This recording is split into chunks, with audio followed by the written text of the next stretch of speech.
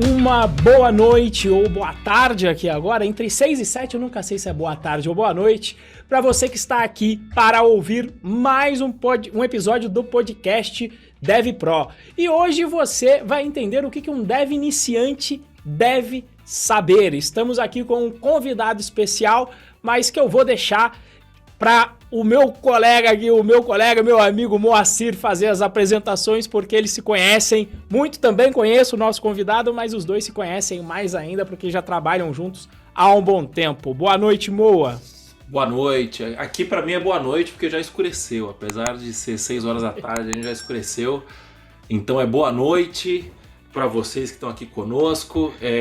Bom dia, boa tarde, boa noite, boa madrugada para você que está nos ouvindo aí do outro lado, seja pelo YouTube, seja pelo Spotify ou por qualquer outra plataforma que a gente esteja aparecendo para você, né? Seja muito bem-vindo a mais um episódio do podcast Dev Pro.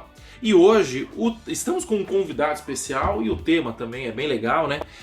A gente vai entender hoje o que um dev iniciante tem que saber, né? E por que eu convidei esta pessoa para falar sobre esse tema, né? Eu trouxe aqui com a gente o Ronaldo.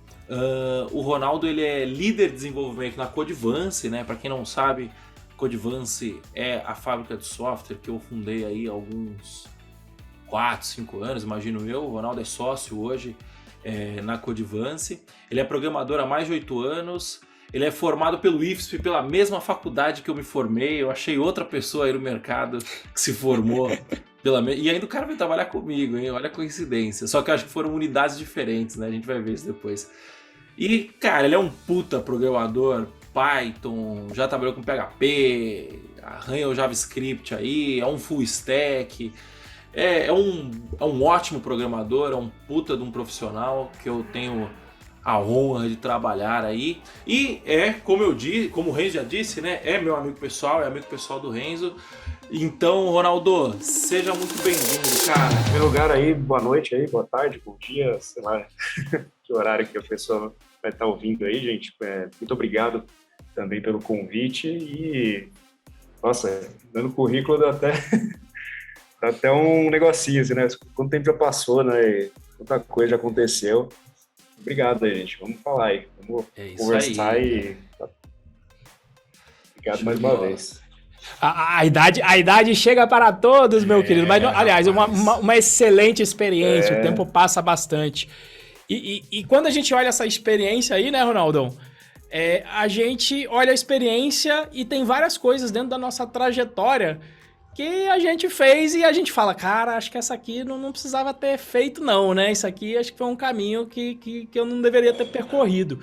E aí eu queria começar aqui o bate-papo com o seguinte, o que um desenvolvedor iniciante não deve saber, né? Porque às vezes é importante saber o que deve fazer, mas nesse início, como a coisa ainda tá muito...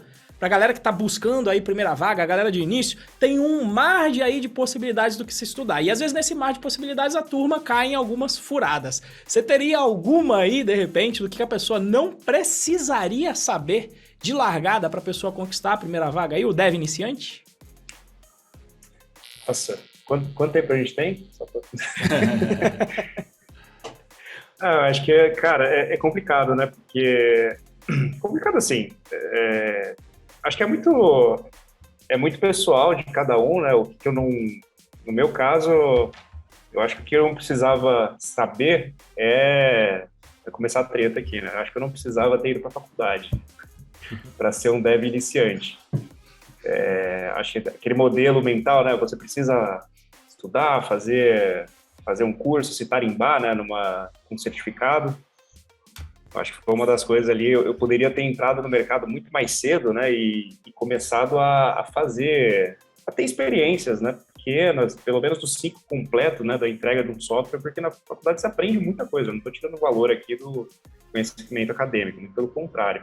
É que para você entrar no mercado é outro universo, né, você precisa desenvolver muito mais habilidades não técnicas, né, como se relacionar com as pessoas, porque no fim das contas o processo de desenvolvimento de software é um processo de criação, né? Por assim dizer, cocriação. Você precisa ter algumas habilidades de como tirar as ideias da cabeça das pessoas e transformar aquilo num processo automatizado que vai gerar algum resultado, né? Isso falando de software para o mercado aí de como a gente conhece, como a gente atua na Codevance, né? Como eu atuei desde o começo da minha carreira. Eu acho que é mais por aí, né? Você não deve tentar se munir de muito conteúdo, muito conhecimento logo de largada. A faculdade ela pode servir bastante depois. Pô, você precisa entender de estruturas de dados, tentar formalizar um pouco melhor na sua cabeça o conhecimento de engenharia de software, ponta a ponta, né? Acho que é bacana você trazer mais coisas, mais repertório de conhecimentos mais formais, depois você já tem alguma experiência, porque aquilo faz muito mais sentido. Eu lembro quando o primeiro semestre da faculdade era uma grande foice, né? Não sei se foi assim para você também, Rô. Respondendo a pergunta, o meu campus foi de Guarulhos, acho que o seu foi de São Paulo, né? Ali no Canindé. E a gente... Então, e a primeira matéria que tinha um grande impacto na galera era a lógica, né? A pessoa nunca viu um computador assim, sei lá, no máximo sabia usar o Word, Excel, coisa básica, né? E de uma hora para outra, o professor, olha só, tem um negócio aqui chamado Turbo C. Instala aí, ó, vamos usar. E ficava todo mundo Turbo C. Com a tela preta, né? E ali, de 40 alunos, no segundo semestre já chegava a metade. E aí ia diminuindo progressivamente, né? Eu acho que é isso, não tentar se encher de teoria antes de ter um mínimo de prática, né? Nem que seja para você tomar um pouco de gosto, né? Até você nem sabe se você vai gostar de ser desenvolvedor, né? Porque você vai fazer 4, 5 anos de uma faculdade num tema que você não sabe se você tem aptidão, né? São vários pontos, né? Eu concordo com você, a faculdade... A gente até estava numa discussão esses dias, eu e o Renzo aqui, a gente estava falando sobre... Estava discutindo a pedagogia, né? Os próximos passos dos cursos da Python Pro. E aí a gente entrou nessa discussão um pouco mais... não sei se filosófica, eu diria, né? De o que a gente precisa para formar um desenvolvedor completo, né? Tal. E aí eu até caí num curso, eu não vou lembrar o nome agora, que eu olhei a ementa do curso e falei, porra, bem legal, né? Simples. CS50 de Harvard, aquela que você mandou? Isso, verdade. Era o CS50 de Harvard. E aí eu falei, pô, bem legal a ementa, né? Me pareceu eu dei uma olhada por cima, né? Não olhei a fundo. Mas o pouco que eu olhei eu achei bem legal. Só teve uma coisa ali que eu olhei e eu falei, puta, cara... Que os caras eles começavam a ensinar a lógica, eles ensinavam lógica de programação, depois quando eles iam para programação de fato, começava com C. E já ensinava ponteiro, já ensinava todo aquele nível um pouco mais baixo que o C tem em relação a outras linguagens, né? E aí você começa aí você fala assim, porra, beleza, é importante o cara saber como que funciona meio que por baixo dos panos, é importante o cara ter um contato com uma linguagem um pouco mais de baixo nível, né? Tem gente que vai falar que o C não é tão baixo nível assim, aí depende de onde você está olhando, né? Se você comparar com o Assembly, logicamente não é tão baixo nível.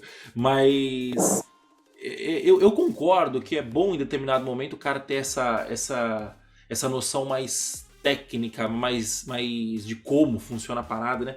Mas será que é no começo? Será que é no primeiro contato com ele? Porra, você vai começar a ensinar pelo lado mais difícil, né? Pelo lado mais não diria difícil, mas não é pelo começo, entendeu? Não é pela lógica. Ainda mais quando a gente traz essa conexão pro mercado, né? De, porra, o cara vai chegar lá, ele vai desenvolver um software, sei lá, eu já vi gente começando com Bubble, por exemplo, que é um low code, você arrasta e solta, né, e monta a parada. Então acho que isso é questionável, então eu concordo com você que tem muita coisa ali que você não vai saber. Agora também é o seguinte, né, o cara entrou na faculdade de programação e ele não se dá bem com lógica, tipo, ele errou acho que um pouquinho antes, tem algo errado. No teste vocacional, sei lá, né? Mas o que você acha, Renzo, da faculdade? Eu sei mais ou menos a sua opinião sobre a faculdade, né? Mas um pouco mais nesse lance do que faz sentido para um programador iniciante aprender, né? Qual que é a base que ele precisa aprender antes de ir pro mercado? Cara, essa base da lógica, eu não vejo como a pessoa fugir, a não ser que ela fique num nível num nível mais front-end, certo? E o front-end mais básico, porque na hora que ele virar um dev front-end não tem jeito, ele precisa saber lógica, para entender um framework como o Vue.js, como o React, não tem jeito, você precisa ter lógica para entender aquilo ali, né?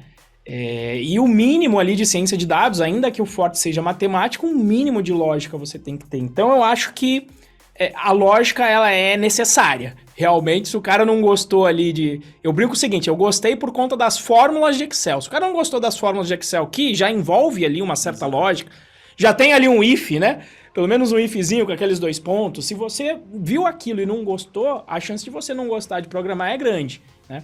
Eu acho que talvez o ponto, e aí o Ronaldo pode confirmar ou não, seja o ponto de como essa lógica é dada. Quer dizer, você tem uma dificuldade, às vezes, de instalação do ambiente num Turbo C da vida e a dificuldade, às vezes, está na briga com a linguagem e não com a lógica em si. Algumas vezes, principalmente quando a gente vai para essa seara de ponteiro, e se passa por referência e não passa, você ficava brigando com um ponteiro, muitas vezes. Eu não ficava brigando com a lógica de programação na faculdade. Eu não sei se esse era um pouco o ponto, Ronaldo, ou se a lógica em si, mas vou deixar pro Ronaldo confirmar aí pra gente. Eu tava partindo do ponto, assim, que você não precisa para começar, né? Eu acho que é você pegar o C e tentar entender ponteiro logo de cara, e aí você vai ter que se aprofundar um pouco mais em como é que é a estrutura, de como o computador processa as coisas dentro dele. Eu acho que seria como assim, você vai tirar a licença para dirigir, né? Você precisa saber, sei lá, trocar a bomba de combustível do seu carro para você aprender a dirigir. É isso. Acho que é um pouco assim, né? Exatamente. E eu acho que nessa seara existe uma dificuldade, né? Lá dentro da FATEC eu tive essa discussão, né? E eu me lembro que lá eram dadas também ensino tecnólogo, não sei se foi o tecnólogo que vocês chegaram a fazer, foi o tecnólogo que vocês chegaram a fazer? O meu então, foi, eu tecnólogo... fiz ADS. Você fez ADS, Ronaldo? Isso mesmo. Então, assim, na ADS da FATEC tinha C, Java, Python, JavaScript. Aí eu olhei para aquilo e falei, gente, eu e o Massanora, inclusive, tava lá, né, um evangelizador de Python, a gente falou, pessoal, eu acho que 4 linguagens é muito para um curso de duração de 3 anos. Vamos tirar uma linguagem? Quando a gente falou de tirar uma linguagem, a turma que dava aula de Java já logo balançou, né? E o pior é que nesse caso, apesar de ser conhecido que eu não gosto de Java, eu não tava nem mirando no Java. Eu falei, não, Java ainda tem a sua utilização na web.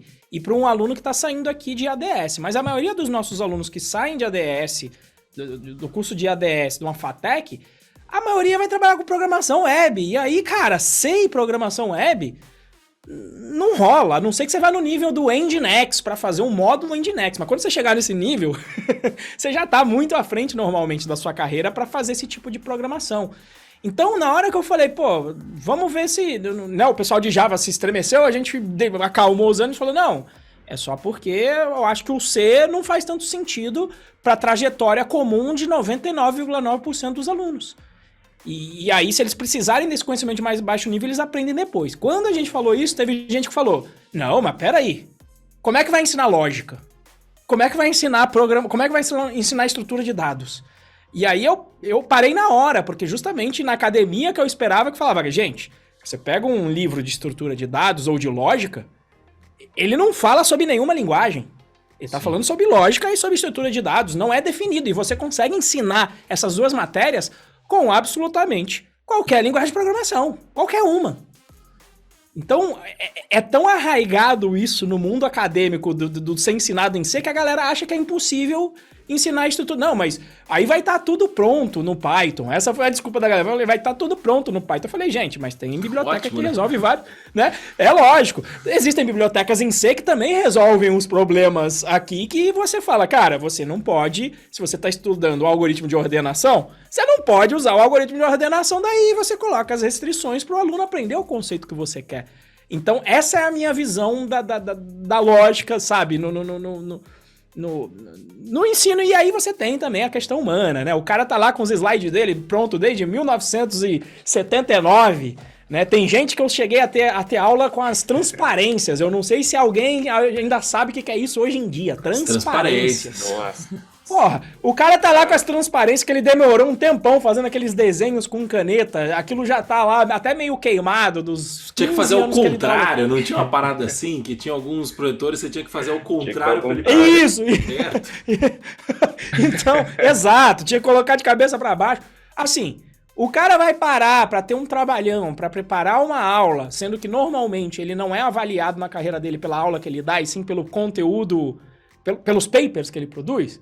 O cara não vai querer mudar. Muita gente. Não tô falando que é todo mundo, mas eu vi muito disso também, tá? Mas, putz, entramos... A sacanagem foi o seguinte, Ronaldo. Eu acho...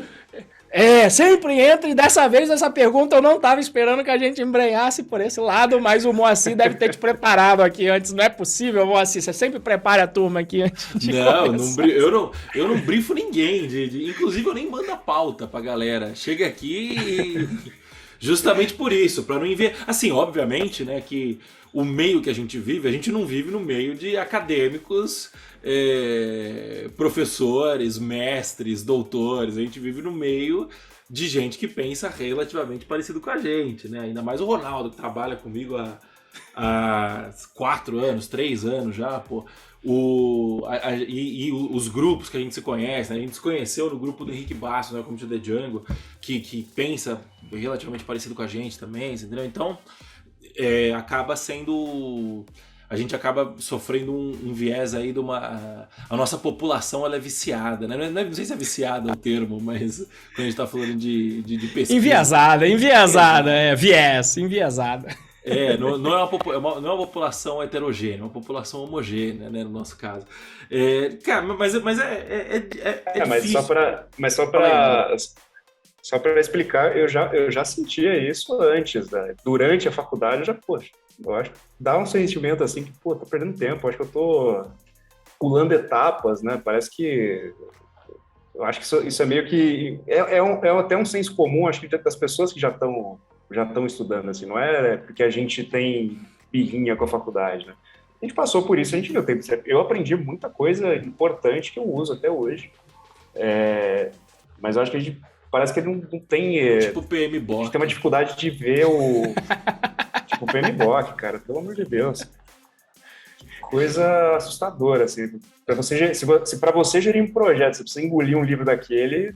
Até hoje eu já fiz vários projetos, dezenas de projetos, e não li aquele livro todo. Então quer dizer que não é bem por ali. Você não precisa saber de tudo. Acho que o grande erro é isso, né? Você achar que você precisa de uma grande base teórica ou teorética para você conseguir, na prática, resolver algum problema com o software, né? E isso que vocês estavam falando de linguagem, eu tava me contorcendo aqui na cadeira, porque esses lugares comuns tinha de monte. Assim, acho que a primeira treta que eu vi a gente vê essas tretas, né? Framework, melhor Vue, melhor React, não sei o quê. A gente já via lá atrás da faculdade. O pessoal, melhor C. Não, mas eu aprendi com Basic. Como assim? O pessoal quer aprender com Python? Não, Basic é Pascal! Pascal, cara. Pascal era difícil. Eu aprendi... Na faculdade eu aprendi, né? Eu tive aulas de C, C++,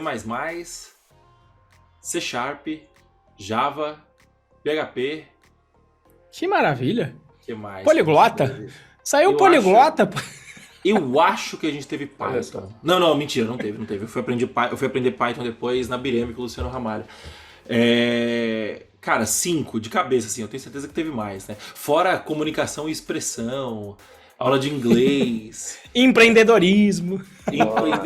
Eu acho que empreendedorismo não teve, mas teve administração de empresas. Aí você fala assim, cara, pra que você precisa aprender? Não, mas tem que ter alguma noção básica. Ok, mas não sei, é um tecnólogo isso aqui não é um bacharelado, não é uma licenciatura, né? Mesmo se fosse. Então, mas eu acho que o grande problema da faculdade, na minha opinião, o descolamento com o mercado, eu acho que é um dos problemas. Mas eu acho que só melhorando, tá? Agora fazendo um contraponto aqui, eu tava vendo algumas ementas de faculdade aí dos últimos anos e tá um pouco mais conectado com o mercado. Mas eu acho que o grande problema é o fato da faculdade vir com uma receita pronta. Então, tipo assim, você tem um currículo e você vai aprender o que eu vou te ensinar. Então, ó, C, você vai aprender isso aqui de C. Você vai aprender a fazer estrutura de dados, depois você vai aprender a fazer... nem lembro mais. Aí você vai cair no ponteiro e tal. E aí você vai aprender tudo isso. E aí depois, no final, eu vou te apresentar um projeto. E esse projeto, ele vai fazer com que você exercite todos os conceitos que eu te ensinei. Eles falam assim, pô, beleza, isso é lindo, né? Porque, porra, eu aprendi um monte de conceito e depois eu vou aplicar esses conceitos na prática. O problema é que a natureza do desenvolvimento de software, ela é exatamente o inverso, né? Então, o que a gente tem no dia a dia de um desenvolvedor de software, você vai ter um determinado problema. Então, ó, temos que resolver este problema. Como a gente resolve esse problema? Não sei. Você entendeu? Via de regra, obviamente, né? Para os problemas mais conhecidos, a gente já sabe. Os problemas, sei lá, eu preciso fazer um software que vai catalogar os livros da minha estante. Eu preciso fazer um software que vai catalogar os contatos comerciais da minha empresa. A base para isso é basicamente a mesma, né? Não vai ser muito diferente. Mas a natureza, quando a gente está falando de desenvolvimento de software de fato, né? E aí quando a gente está falando de regra de negócio, arquitetura de software, esse tipo de coisa, a gente sempre parte do problema para depois entrar no como. E na faculdade a gente parte do como para depois entrar no problema. Então eu acho que esse é o grande problema, né? Porque quando a gente vai chegar no mercado de trabalho, o cara vai falar assim, tá, mas você não me deu os insumos para eu poder trabalhar, para eu operacionalizar a resolução desse problema. O que você me deu foi simplesmente o problema. E agora como que eu faço, né? E aí entra na principal habilidade que eu acredito que um desenvolvedor iniciante tem que começar a trabalhar, eu tô até queimando a pauta aqui, que é aprender a aprender. Eu acho que isso que é o principal que a faculdade não ensina, e não só a faculdade, eu acho que qualquer estrutura de ensino padrão aqui, oficial, brasileira, e sei lá como é que é até em outros países, não ensina isso. Faz sentido, Ronaldo? O que você acha? Faz sentido, cara. Faz total sentido. Acho que uma das coisas que a gente mais sofre é a forma como está estruturada a nossa educação, porque é justamente o que você falou, é uma receita pronta, né? É como se alguém já soubesse o que você precisa para resolver 100% dos problemas, e não é bem assim que funciona. A ementa do meu curso também foi um pouco diferente da sua, mas as ferramentas em si que eu usei durante o curso, cara, nenhuma delas eu cheguei a usar, assim, na versão que eu aprendi. Então é justamente isso. Se a própria ferramenta ela já vai mudar de versão, já vai sofrer atualizações, vai passar por evoluções, você vai fazer a faculdade de novo para aprender. Eu aprendi o PHP 4, eu acho, na faculdade. Eu teria que fazer de novo agora que está no 8? Não. Né? Eu tenho que ter ferramentas para quando a tecnologia evoluir, eu conseguir acompanhar esse curso e me manter atualizado, me manter com a minha caixa de ferramentas ali útil para os problemas que eu vou enfrentar ao longo da carreira, né? Acho que é bem por aí que você falou. E o lance está muito nisso, né? A gente não é estimulado a trabalhar essa dependência pela instituição. Isso é uma coisa que a gente acaba exercitando assim no freestyle, né? Pela curiosidade, por exemplo, né? Seria muito mais pela necessidade. Seria muito mais legal, por exemplo, você passar por um problema onde você está perdendo dinheiro. Não seria legal, né? Mas se você está perdendo dinheiro porque a máquina não está sentando toda hora, você não consegue rodar o algoritmo que faz o fechamento do dia, aí você, se eu colocar num ponteiro, se eu usar um registrador, vai ser muito mais rápido. Não vou ter um buffer overflow. Aí faz sentido. Você está conectado com a sua realidade, aquela parte da técnica, né, que a faculdade tenta transmitir para a gente em lote, né? Então, acho que é isso, né? Se fosse assim, né, como é no mercado, olha, O objetivo desse curso vai ser a gente automatizar o processo da empresa X que está perdendo dinheiro, está perdendo 100 mil reais por dia, como que a gente vai fazer isso? Aí sim, vai ser puxado, tá? Como é que eu faço isso? Como é que é esse sistema? Que linguagem que é essa? E aí você está conectado com o problema e você vai aprender o necessário e é isso que no fim das contas a gente vive fazendo. Você até citou o Henrique falou uma frase que eu nunca mais esqueci. O nosso trabalho, o trabalho do desenvolvedor, é você responder a pergunta por uma questão que ainda não foi formulada. Então você tem todo um trabalho para formular qual é a questão, o que você está tentando responder, para aí sim você ver como que você vai responder ela corretamente. Ou a contento, né? Porque nem sempre a gente consegue responder 100% do problema. O Renzo, a gente estava discutindo nessas discussões aí sobre pedagogia e tal, o Renzo trouxe um conceito de PBL. Quer falar um pouco sobre isso, Renzo? Eu acho que o PBL ele vai muito nesse sentido, é o que a gente estava até discutindo, que até pelo meu viés de acadêmico, que eu falei, putz, para o cara construir uma casa, ele precisa entender quais são os blocos, né? Então, às vezes, até só um pouquinho... Eu mesmo tenho uma certa dificuldade do tipo, pelo menos a lógica é potencialmente necessário para você entender ali o mínimo, por exemplo, de uma aplicação Django funcionando, né? Que é onde você vai aplicar um problema, por exemplo, para resolver isso com a aplicação web de back-end. E aí a ideia do PBL, que vem de Problem Based Learning, ou seja, aprendizado baseado em problema, que é em vez de você mostrar os conceitos todos, é você trazer os problemas em si para as pessoas trabalharem. Então, antes dela entrar em contato com um conceito que foi resolvido, ela tem que entrar em contato com um problema. Então, por exemplo, você poderia passar como um problema, vamos até levar para a nossa lógica de programação / estruturas de dados que a gente costuma estudar. A gente tem aqui uma fila de pessoas, ou que seja uma lista de números, e a gente precisa ordenar. Esse é um problema. Resolvam esse problema. Então, antes de mostrar as N técnicas, qual é o problema? E por que é importante resolver esse problema? Bom, porque normalmente se a coisa estiver ordenada, fica mais fácil da pessoa encontrar o filme que ela quer ver na lista lá do Netflix, se estiver ordenada de maneira alfabeta. Então esse é o problema que a gente quer resolver e por isso que é importante a gente ordenar. Então por que é importante? E agora a gente precisa estudar o como.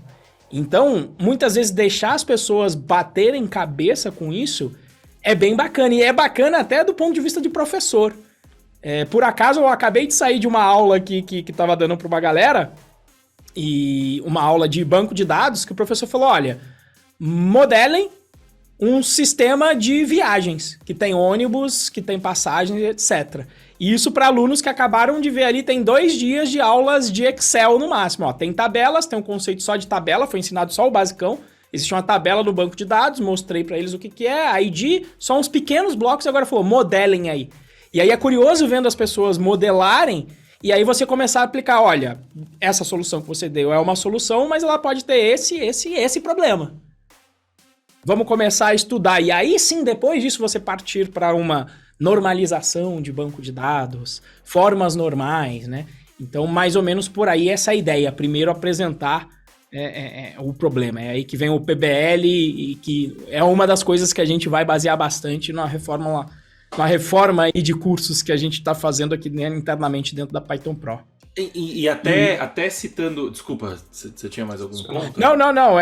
Não, era só isso. Se fosse, é que eu aqui ia dar aquela voltada também pra trazer o Ronaldo aqui também, pra gente saber um pouquinho mais da história do Ronaldo. Não, calma, também, mas manda bala. Antes da gente seguir nisso, né?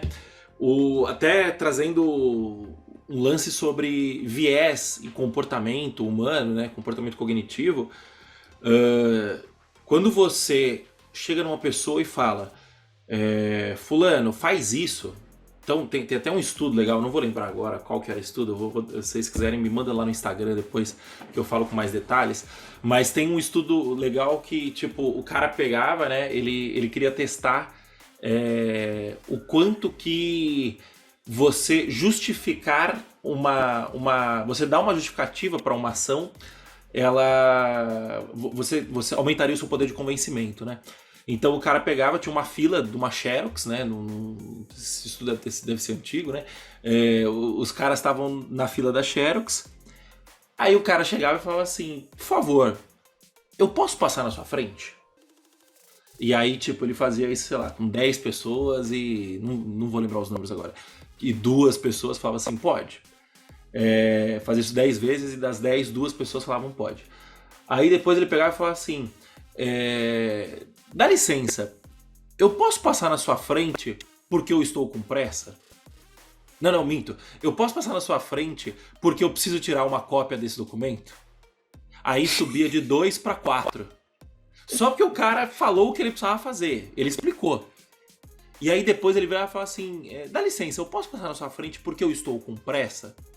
E aí esse número, sei lá, aumentou de 4 para 6, uma coisa assim, sabe? Então, qual que é o ensinamento por trás disso, né? Quando você apresenta uma justificativa, quanto mais plausível, melhor, né? Para você pedir uma ação de uma pessoa, a chance dessa pessoa executar o que você está pedindo é muito maior. Então, quando a gente traz isso para o cenário do aprendizado, o que a gente está falando é o seguinte: fulano, aprende ponteiro no C. Ah, tá bom, vou aprender ponteiro no C. Ou então, fulano, a gente tem um problema aqui que esse relatório, a gente está executando esse relatório de fechamento da contabilidade e ele não tá, a máquina está sentando e a gente não está conseguindo. Para quem não sabe, né, a máquina sentar significa todos os recursos da máquina são consumidos, aí ela meio que trava e você precisa reiniciar a máquina, seria mais ou menos assim. E aí a máquina está travando e a gente não está conseguindo fazer o fechamento. Você pode, por favor, estudar ponteiros para poder resolver esse problema para a gente? É outra abordagem completamente diferente. Você está fazendo uma abordagem no sentido de explicar o porquê que aquela pessoa está sendo útil, né? E aí quando a gente volta para cultura empresarial, a geração Z, a geração millennial, que precisa de um propósito para trabalhar e tal, porra, cadê o propósito que o pessoal tá falando, né? Tipo, tem aquela história, né? Tipo, o cara tá construindo... Tem 2 caras trabalhando numa igreja, trabalhando na construção de uma igreja, aí um pergunta, o que você tá fazendo aqui? Não, eu tô quebrando pedra. E o outro cara que tá quebrando pedra também, você fala, o que você tá fazendo aqui? Não, eu tô construindo uma igreja, tá ligado? Então, tipo, você muda a perspectiva, muda o cenário, que é a mesma coisa que você fala assim, o que eu tô fazendo aqui? Eu tô estudando ponteiro. Não, o que eu tô fazendo aqui? Eu tô estudando uma forma de resolver um problema de performance no processamento de um formulário, você entendeu? Então eu acho que essa justificativa, ela traz outro olhar pro aprendizado, né? Que eu acho que é o que a faculdade falha. Faz sentido? Ronaldo, Renzo, quem quiser opinar a minha palestra. Faz sentido, cara. Começar pelo porquê é importantíssimo. Você já deve ter presenciado também, muita gente tá querendo ingressar no mercado e fala assim, cara, já estudei aqui um pouquinho, tal, já fiz uns projetinhos e me chamaram para fazer um freela. Quanto eu deveria cobrar? Aí a primeira pergunta que você faz à pessoa, mas que problema que você vai resolver? O cara não sabe. E essa pergunta deriva todas as outras, né? Que linguagem que você vai usar? Que ferramenta que você vai utilizar para resolver? Você vai usar martelo? Você vai usar prego? Você vai usar... Então é bem por aí. Se você começa pelo porquê, você consegue mais facilmente se conectar com o que você de fato precisa aprender, né? E compreender para executar o seu trabalho. Não é assim, eu acho que até a educação, não vou nem falar da porrada da educação da faculdade, a educação formal, como a gente conhece, né? Onde você consome um monte de conteúdo para depois, agora se vira para você achar um jeito de onde isso se aplica na tua vida, né? Sim. Dessa forma aí, sei lá, não sei ainda para vocês, mas até hoje eu só consegui usar a fórmula de Bhaskara nas provas da série onde eu aprendi. E é ruim isso, né? Você tem aquela sensação de tempo perdido e aquilo acaba não se fixando, você acaba não conseguindo aprender aquilo, tornar aquilo parte de você, né? Então acho que começando ali pelo que você... Pela importância de saber aquilo, fica muito mais... Não sei se mais fácil, mas fica muito mais prazeroso até o processo de você descobrir aquela nova informação. E eventualmente se tornar até uma pessoa mais qualificada na profissão de uma forma mais prazerosa. Você tem tanta carreira aí, tem tanta coisa para aprender, aí bate naquele ponto que você falou inicialmente, né? Se você não aprender a aprender, fica mais difícil, né? Você acaba, em algum momento, se tornando obsoleto, né? Porque, a tecnologia que você manja tudo, daqui 2 anos vai morrer, E aí, como é que fica? É isso. Eu por acaso, né, aproveitando que estamos aí no modo palestrinha aí, então eu vou entrar no modo palestrinha também com esse assunto, porque por acaso essa semana eu participo de um grupo de devs, é um grupo de devs do ITA lá, que eu faço parte, né?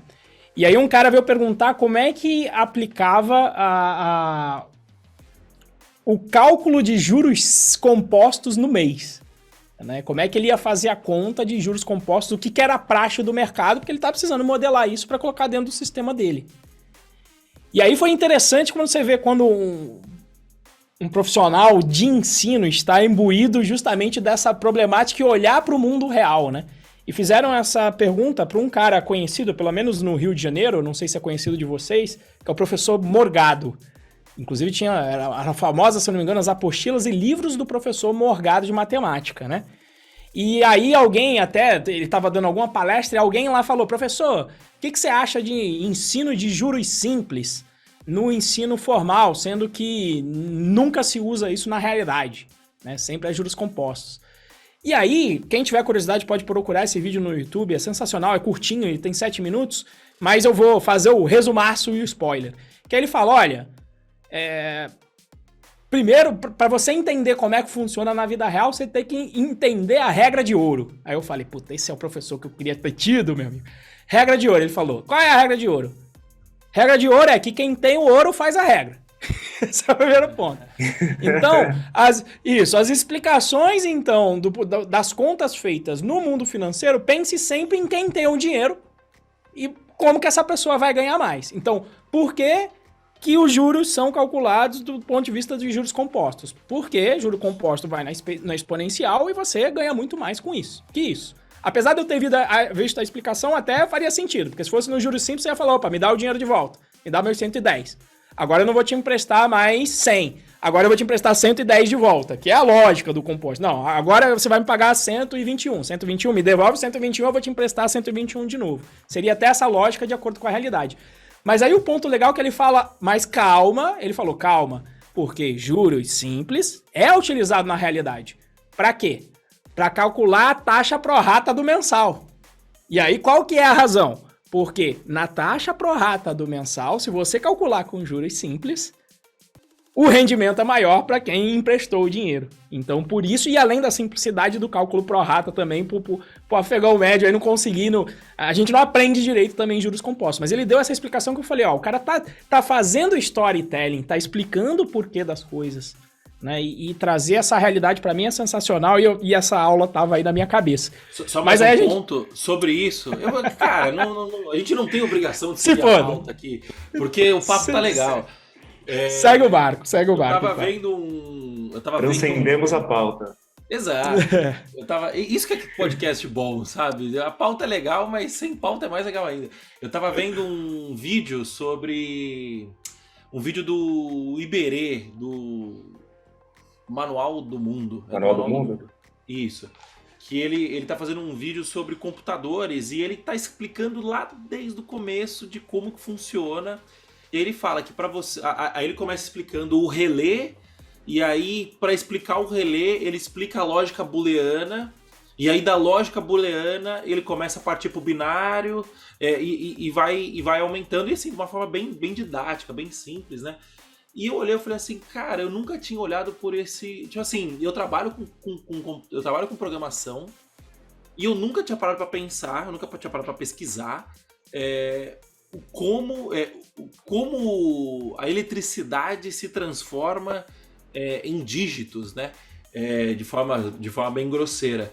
E por quê? Porque isso é um assunto que não me interessa. Nunca me interessou, você entendeu? Tipo assim, porra, o computador é legal, tal, sei lá, eu não tenho interesse de saber como que funciona o motor de um carro para andar num carro, você entendeu? Eu sou um usuário e no máximo um fornecedor de serviço lá no alto, no nível. No máximo a internet, acho que me interessa saber como funciona. Agora, um computador nunca me interessou.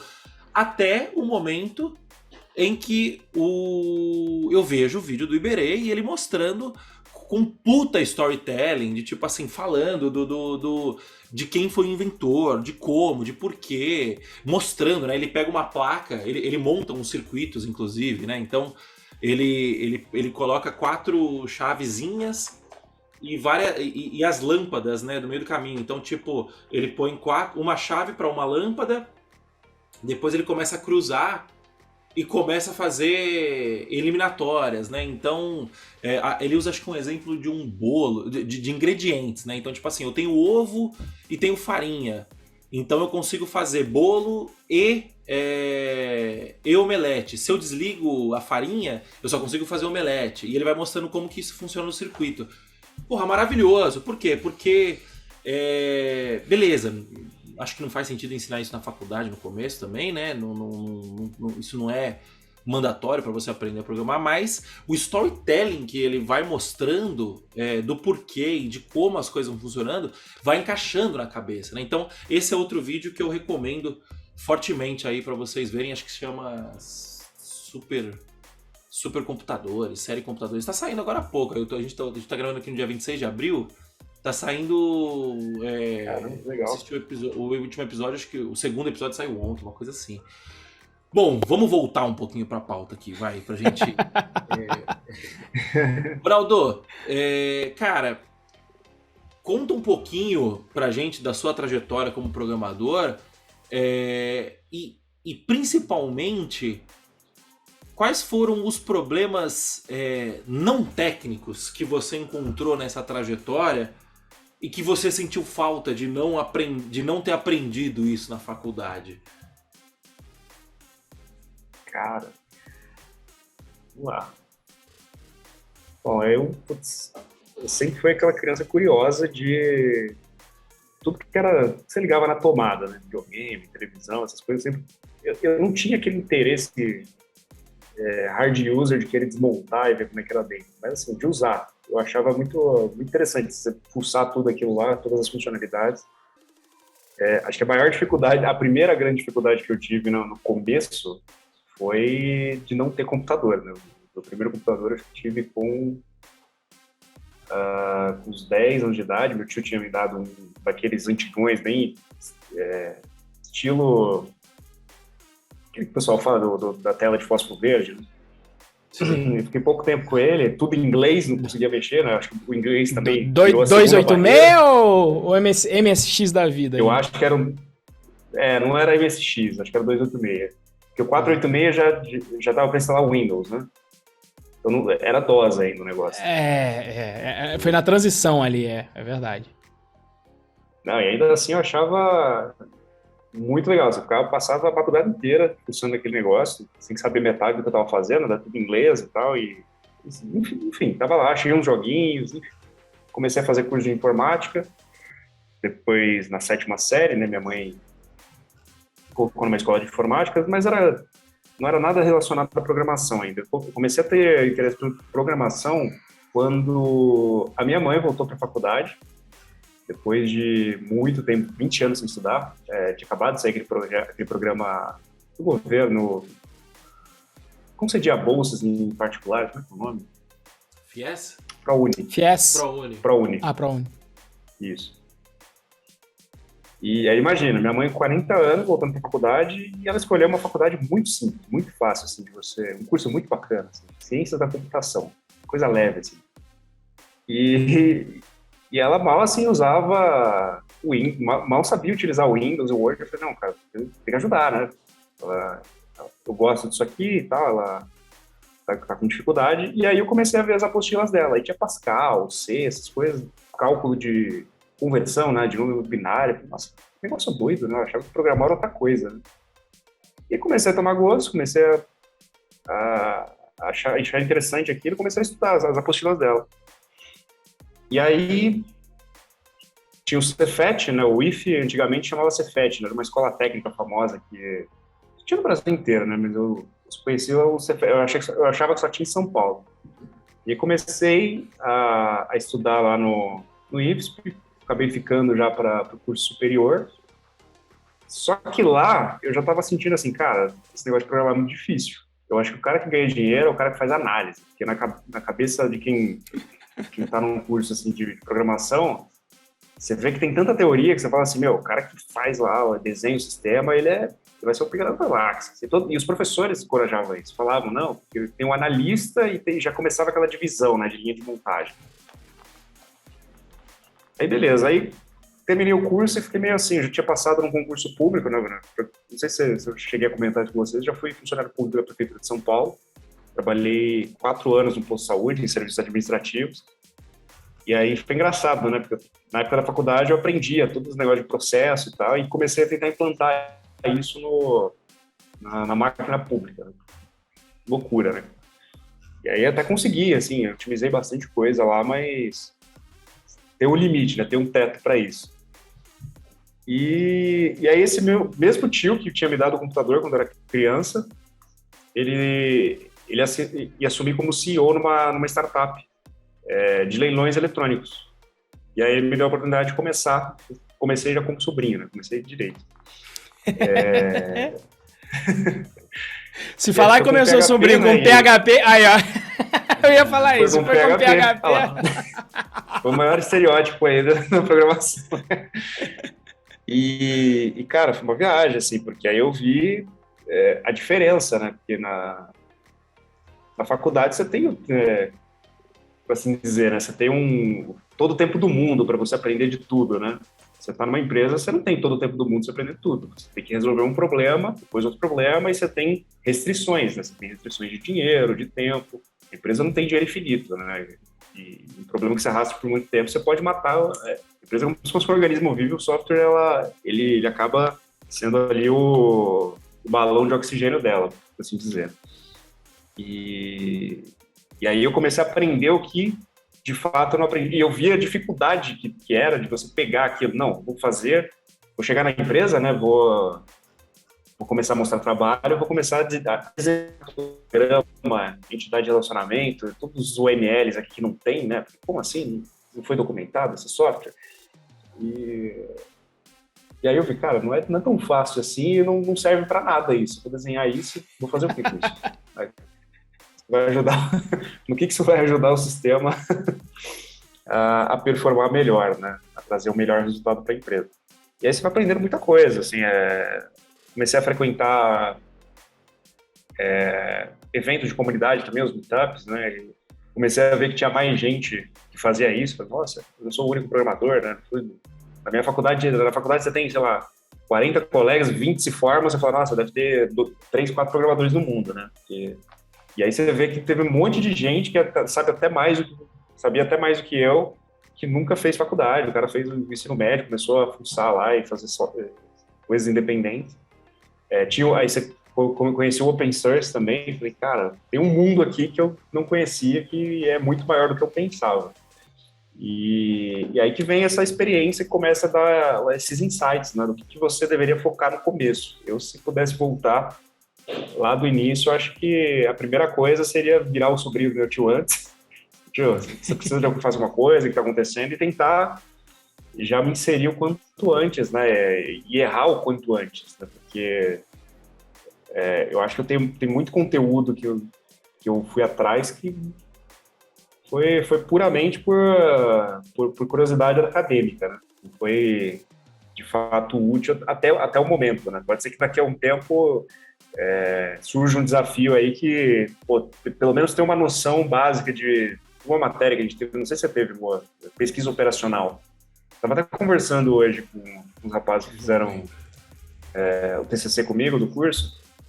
A gente teve essa matéria que ninguém passava, todo mundo falava, se eu fechar essa matéria com 4, eu fui muito bem. E tinha um cálculo, um algoritmo para você fazer um cálculo de otimização, que ele foi, se não me engano, se não me falha a memória, ele foi desenvolvido na época da Segunda Guerra Mundial para otimizar o quanto que você mandava de insumos para determinadas tropas para você ter um maior controle e conseguir ganhar a guerra. E o nome do algoritmo é simplex, de simples não tem nada, você precisa usar a matriz de Gauss-Jordan e mais um monte de bruxarias lá. O cálculo do negócio, ela dava um probleminha assim, o problema ela escrevia em 3 linhas. Você gastava 2 folhas, frente e verso, para fazer o cálculo. Se você errasse uma dos cálculos lá de matriz determinante, no final ia dar um número lá que não ia ter alternativa na prova para você marcar. E hoje, sei lá, hoje surgiu um problema que parece que a gente poderia utilizar isso. Vai ter que estudar, a gente não lembra de nada disso. Mas, você vê, não fez diferença nenhuma a gente ter passado antes por esse conteúdo sem ter vivido um problema real que de fato criasse na gente a necessidade de procurar essa informação. Então foi mais ou menos assim, minha trajetória foi essa, assim, no início, né? Depois disso, eu já estava meio de saco cheio de programação, né? Do jeito que eu estava... Foram passando tempo, né? Você vê que acontece um fenômeno também que não... Até saindo um pouco da pauta, a gente está falando de dev iniciante, né? Mas não vai demorar muito tempo, você vai virar ali o pleno, vai ver aqueles nomes, aqueles animais fantásticos, né? O pleno e o sênior. Você acaba ficando num platô. O que eu sou, né? Não sei onde é que eu tô ali na escada da evolução e comigo, pelo menos, aconteceu um pouco disso. Pô, não tô fazendo nada diferente, só tem um monte de coisa para estudar e eu não tô vendo, não tem projetos legais que eu gostaria de trabalhar e tal. E quase desisti de tudo para voltar para a faculdade. Olha a loucura, né? Para ir de fato fazer uma faculdade que você precisa da faculdade para trabalhar. Eu ia largar tudo para fazer medicina. Maluquice. E aí veio a pandemia. Aí eu fiquei, cara, se eu tivesse feito isso lá atrás, eu estaria tivesse passado de primeira, eu estaria, acho que no segundo ano de medicina. Então, eu nem estaria trabalhando, não sei o que teria acontecido. Né? Esse é um desvio de rota muito, muito doido. Aí, pouco tempo depois, eu conheci o curso do Henrique Basco, eu acabei conhecendo vocês, né? E voltei a ter o prazer por programar, justamente por ter contato com essa visão, né? De, cara, desenvolver software é você criar uma solução para um problema uma resposta que nunca ninguém respondeu, né? E com isso você tem outras coisas para desenvolver. E resvala até em habilidade que eu nem sabia, né? Na faculdade não tem nem alusão a elas, né? Você precisa de maturidade, você precisa focar naquilo que você pode resolver, precisa ter boas soft skills para você ter uma comunicação eficiente, eficaz, né? Acho que aprendi um outro mundo, assim, que, cara, eu acho que essa é a carreira certa para o que eu queria, né? Você tem um pouco dos dois mundos, né? Tanto aquela parte do cara que, eu quero ficar mais na minha, concentrado, não gosto muito de pessoas, quero ali focar em resolver o quebra-cabeças, mas também você consegue pender para o outro lado, né? Eu quero trabalhar em projetos grandes, com muita gente ali, coordenando com uma equipe multidisciplinar. Então tem espaço para todo mundo, assim. Eu acho que é um mundo muito maior do que a gente imaginava. E nisso você tem software para indústria, para segurança agora, né? Para cybersecurity, tem um monte de coisa aí que dá para se divertir bastante aí nessa carreira.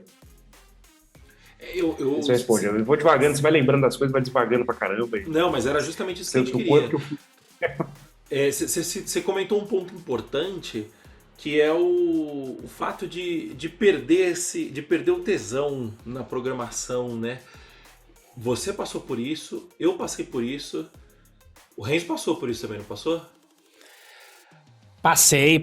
Eu ainda tenho o ditado que programar é medianamente interessante. Eu conheço... Eu precisava fazer esse levantamento com mais calma, né? Mas eu conheço muita gente que teve aí... Que teve um desencontro com a programação aí depois de uns 3, 4 anos de carreira. E a gente... Eu voltei a gostar de programar depois que eu fiz o curso do Henrique. O Ronaldo acabou de falar isso aí também. O Renzo acho que foi um pouquinho antes. Mas eu acho que foi justamente quando a gente entrou em contato com pessoas que conseguiam explicar pra gente o porquê de que a gente fazia aquilo, né? No meu caso, eu fiquei desgostoso porque eu só trabalhava em ambiente bosta, né? Então, tipo, eu trabalhava no começo numa empresa em que ninguém fazia, tipo assim, a gente brincava de trabalhar lá, tá ligado? Tipo, você não tinha estímulo nenhum pra ter que fazer alguma coisa que fosse minimamente performático, que resolvesse um problema minimamente bem resolvido. Você não tinha nenhum estímulo para isso. E depois eu mudei para uma outra empresa em que você tinha que trabalhar igual um filho da puta 14 horas por dia, sem parar. Por quê? Porque tem que entregar, porque é prazo. Então eu vivi os dois lados da moeda. Aí eu lembro que na época que eu vi uns amigos meus ganhando dinheiro com poker, eu falei, porra, isso deve ser legal isso aqui, né? Eu até tentei durante um aninho lá, fiquei fazendo uns freela, aí não deu certo, aí eu acabei voltando. Mas sempre desgostoso, assim, depois fui trabalhar com fotografia, fotografia como brinde de casamento. Fiz site já fiz de tudo, já fiz site de venda de seguidores, de Instagram. Encontrei um russo lá que tinha uma API para vender, aí eu só implementei a API lá. Já fiz um monte de coisa, mas assim, sempre desgostoso de querer voltar pro mercado tradicional, né, tal, porque eu olhava e falava assim, puta, não faz sentido isso. Até que eu entrei em contato com pessoas que meio que pensavam mais ou menos igual a mim e já tinham passado por essa experiência e meio que reencontraram essa paixão, né? E eu acho que o fato de reencontrar essa paixão era justamente pelo fato de que, cara, o que você está fazendo aqui não é programar, o que você está fazendo aqui é resolver problema. E vem toda essa bagagem, todo esse conhecimento acessório, né? Que é saber negociar, que é saber entender por que você faz o que você faz o que você faz, onde que seu software vai ser útil, por que você está fazendo aquilo, e isso me ajudou bastante a conseguir me reconectar. Foi assim com você também, Renzo? Não, cara, pra mim foi uma história um pouco diferente. Diferente de você, eu dei a sorte de sempre trabalhar em lugares legais. Então eu sempre trabalhei em lugares legais e assim, quando eu saio da faculdade e vou pro mercado e eu tenho essa mesma experiência que o Ronaldo, né, que tipo, cara, saí, mas caraca, né? Aquele ditado, na prática a teoria é diferente, se insere dentro desse setor. Exato. E eu falo, cara, por que eu fiquei 5 anos na faculdade? Mas aí me interesso no aprendizado do que eu tinha que fazer de tecnologia. Então 6 meses de estudo, tudo novidade, deploy, teste automático, ferramentas de instalação de pacotes, enfim. Aprender o arroz com feijão bem feito de entrega de software. E aí eu faço isso dentro da P2D, depois eu faço isso dentro do QMágico, e apesar de eu ter mudado as tecnologias, o princípio era mais ou menos o mesmo. Depois que você aprende ali programação web, back-end, cara, eu gosto de Python, mas por mais que eu goste de Python, você sair do Java pro Python foi 2 palitos, 2 semanas você já estava produtivo. Por quê? Porque os conceitos eram o mesmo. E aí o que eu senti foi, cara, sempre é a mesma coisa aqui, não tem, sabe? Você bota um temperinho a mais, mas não tem um baita de um aprendizado e um desafio. Eu não me sentia mais desafiado na área. E aí foi quando eu fui ensinar programação, eu senti um desafio maior. Primeiro que você tinha que interagir com as pessoas. E além disso, propósito também, né? Educação salvou minha vida, qualquer dia eu conto aí, eu faço um episódio sobre isso. Mas aí tem um propósito de ensinar para as pessoas. E quando eu começo a ensinar com as pessoas, era curioso que eu tive que voltar em vários conceitos do passado, porque as pessoas me faziam perguntas que eu nunca nem tinha imaginado. E isso, às vezes, sobre uma matéria simples como lógica de programação. Você pega uma pessoa iniciante, ela tá tão crua em fazer as coisas que ela tem umas dúvidas que você nunca sequer pensou. E aí isso pra mim foi a beleza do negócio do encontro. Eu falo, cara, eu gosto de dar aula por isso. Primeiro que eu vou interagir com pessoas, não vou ficar só no computador. Eu percebi que eu achava que eu não gostava de interagir com pessoas, mas eu gostava pra caramba. E essa experiência de poder transformar a vida dos outros com a programação foi o que me retornou ao tesão de programar. Ao ponto de aí sim eu parar pra estudar estruturas de dados direito e parar para entender onde é que aquilo se encaixava, mas mais pela necessidade de ensinar isso bem ensinado para os outros agora. Então, para mim, foi mais uma viagem pessoal de descoberta de propósito do que os ambientes escuros. Graças a Deus, eu posso dizer que para trás eu nunca trabalhei em uma empresa ruim na minha vida, nunca tive esse desprazer, graças a Deus, eu me sinto privilegiado por conta disso. Legal, cara. Eu tô pensando aqui, são temas para novos podcasts, né? Acho que como voltar a ter o tesão em programar, eu vejo que isso é meio comum. Não sei se eu tô enviesado, eu vejo que isso é um tema bastante comum. Tem gente que perde o tesão em programar, em trabalhar com tecnologia. E como a educação nos salvou, né? Eu também... eu não tive... A minha infância acho que não foi tão fodida quanto a do Renzo. Mas sua infância não foi fudidaça também, né? Tipo assim, foi um classe média baixa. A minha foi um classe média baixa que estudou numa escola de rico. Então acho que essa foi a diferença, né?